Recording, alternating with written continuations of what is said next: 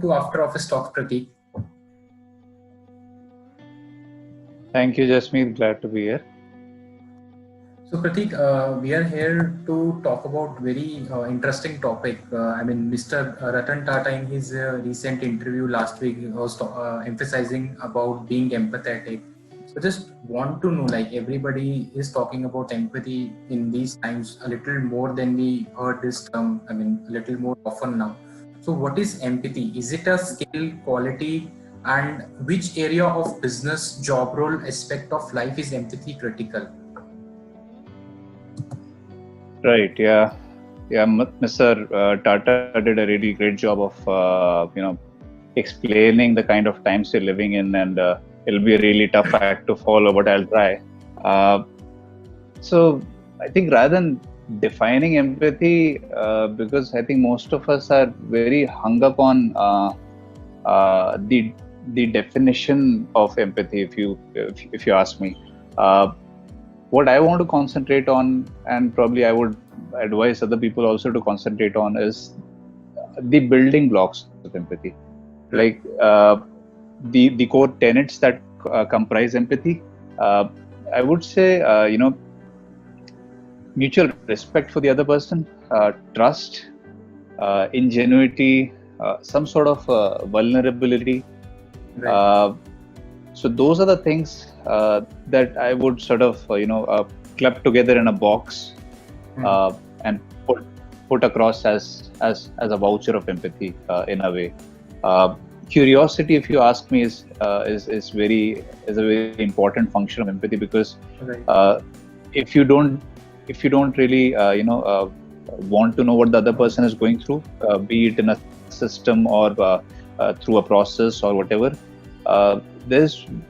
there's not a good chance that you will get the real pain points and the real wish list and the expectations for the to be, I would say, system from that person, because people usually have their guards up. So you need to have some sort of trust built in, some sort of respect, curiosity built in. As to your second part of the question, I think it's a skill. It's not really a talent. Thank God it's not a talent, because had it been a talent, a lot of people would have gotten away with not being, empathetic about things. And it's a skill that I think we need to nurture. So the way I see it is, it's a life cycle. Empathy is a life cycle. It begins with a lot of practicing. It becomes a skill then. After that, when you start seeing the rewards of having those conversations, of being able to create that incremental value through those empathy conversations, it starts becoming a habit. And slowly but surely, it starts creeping into your personal life. And then it becomes a mindset. And once it becomes a mindset, you do not really have to be aware of the fact that you are in an office context, you're in a social context. It becomes your default reaction. It becomes your default way of going about things. So I think that's the journey that we have to take from it being a skill, and then eventually mastering it to a level that it becomes your second nature.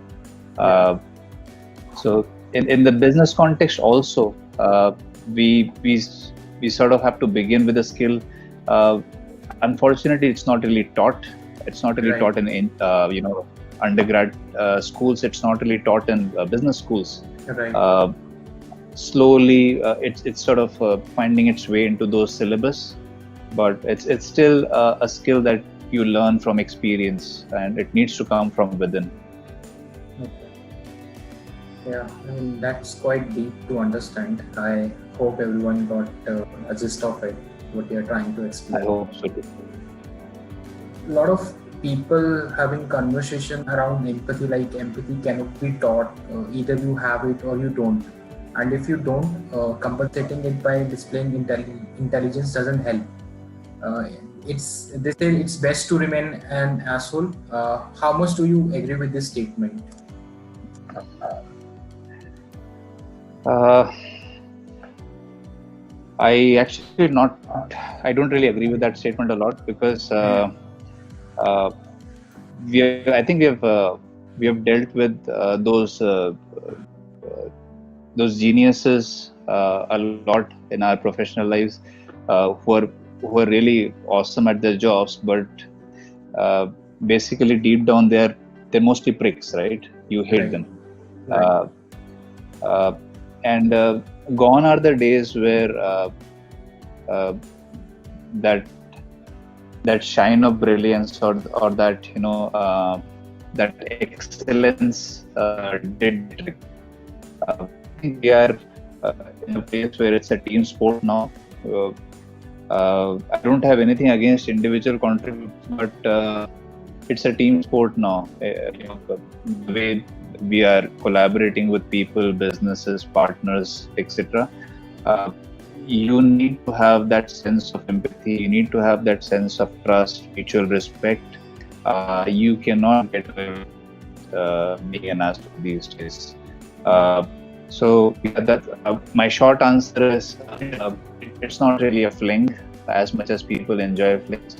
It is a strenuous relationship.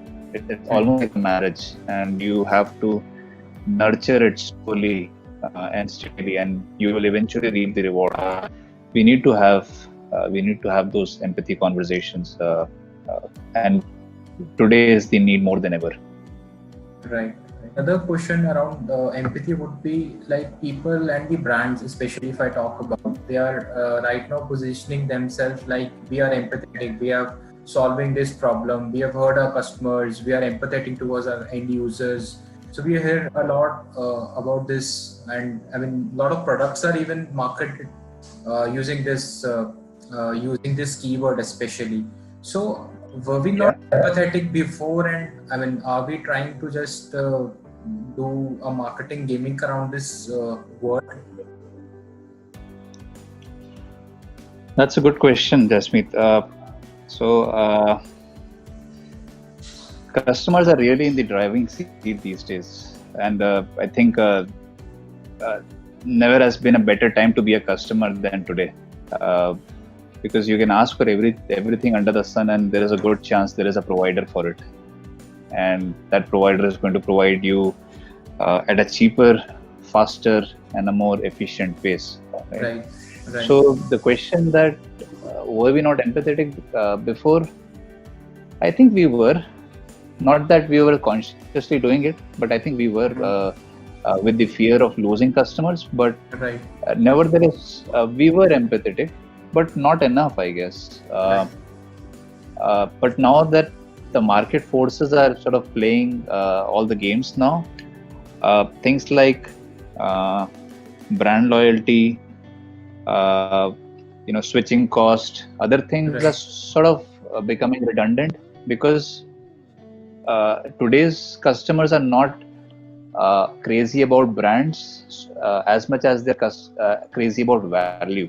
So I would Right. say value loyalty is sort of preceding brand loyalty Mhm. for today's customers. Wherever they will see Right. value, they will Right. go there. It's the end of the conversation. Right. So as long as we are able to provide those timely, preference-based, highly personal experiences, Right. the customers are going to stay with you. If you don't do that, the switching cost is very low. Right. I have an Amazon, I have a Nykaa that provides similar experiences, right? So Right. customers are going to leave you in a heartbeat if you go wrong. So yeah, I think it's a difficult time to be an organization or a company who is sort of customer facing, because customers Right. today are experience crazy. They want Right. the best experience possible. Right.